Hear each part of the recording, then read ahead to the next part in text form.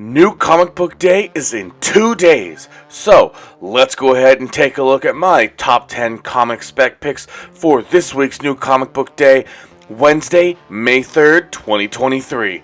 Without further ado, let's get started.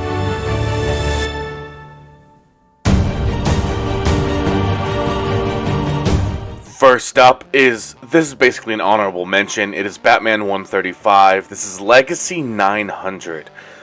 It's an oversized issue. They might do something with it, but more recently on some of these Legacy runs in DC, they haven't really done any big keys or anything that would make it necessary to pick up the books, but I wanted to at least let you know.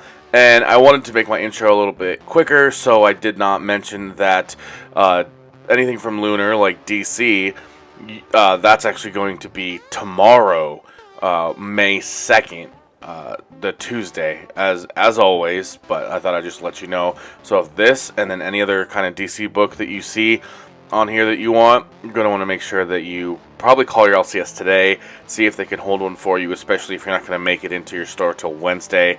So just a little note. And that's the last little bit of information before we get into the top 10. And at number 10, we have Batman 181, the Facsimile Edition. This is the first appearance of Poison Ivy. Moving right along to number 9, we have Star Wars Yoda number 7. And this is actually the first appearance of a weapon that, well, it's possible, of a Mega Droid that is a super weapon of the Separatist army. So I don't know, you never know what they're going to put into these shows that they have coming out. So I thought I would, especially since we saw the droids, I think it was in Mando, in this season, last season 3, we actually saw some of the droids from the Separatist army. So you never know, this could make an appearance on Disney Plus, and that might tick this up a little bit. But yeah, let's just move right along to number 8, and it is Groot number 1, and this is another possible, that's why these are so low, and it's a cameo appearance of Ags, A-G-Z. No idea really what that is, but it could be the first appearance of that, or a cameo rather. So just thought I'd let you know about that one. Alright, number 7, we have Spider-Man number 8, and this is just the second appearance of Spiderboy. If you don't feel like you want to, just like normal Spec, if you don't want to pay the cost of the first appearance, then you can always settle for the second appearance. There was the first appearance second print, or you could get this second appearance here. I'm not sure if the second print came out already, so this may be the second book that came out that had him in it. So I don't know when it comes to that what people are going to consider really the first appearance, because an appearance in this one is actually before the appearance in the second print, if that second print hasn't come out yet. But alright, moving right along to number 6, we have Star Wars number 34, and this one is a first cameo appearance of Dr. Quata.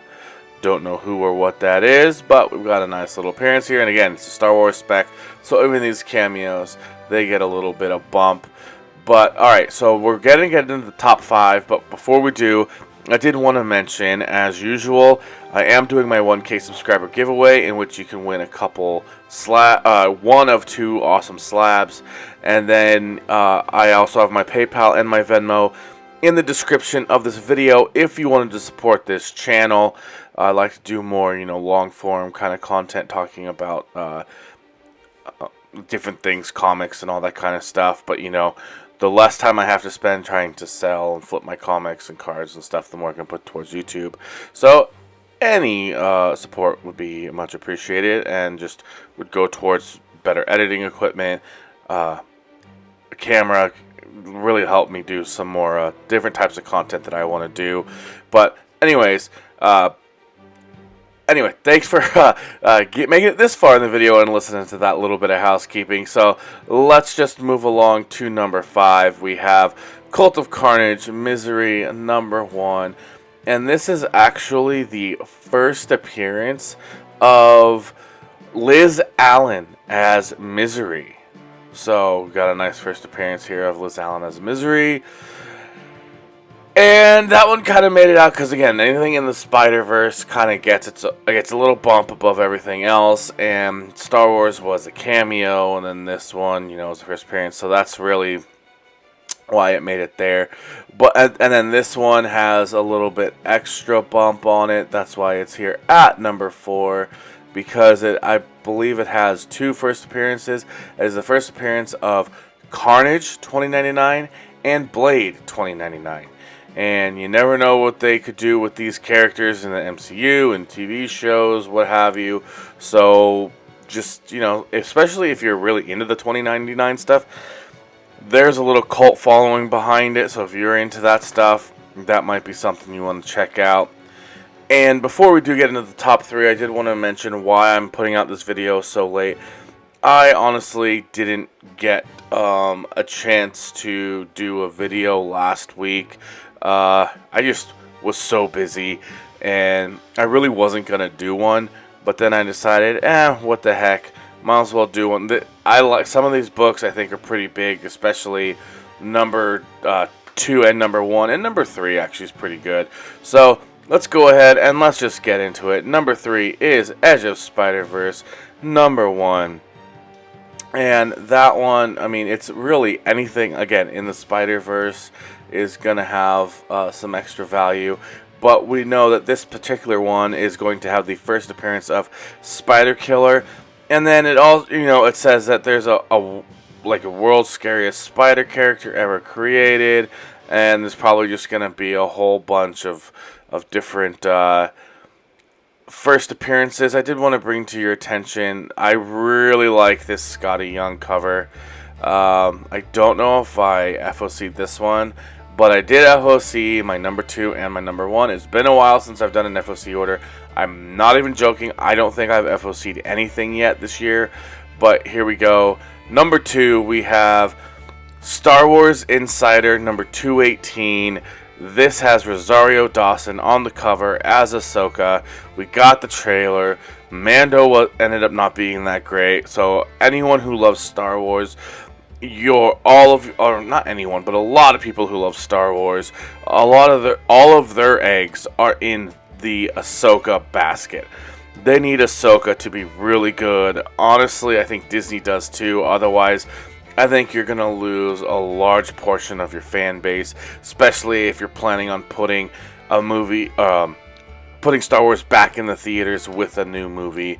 I do think we want to give you the benefit of the doubt that this Rey movie could be good. Daisy Ridley is actually really good as Rey. Again, it was just how the character was written. And not to mention what they did to all the legacy characters, but that's neither here nor there in this video. I do think that if Ahsoka is not that great, that it's just they're going to lose all trust in a lot of people. But so this book, I think people at least this is kind of how I feel with how strongly I need Ahsoka to be good. I think it's going to be that good.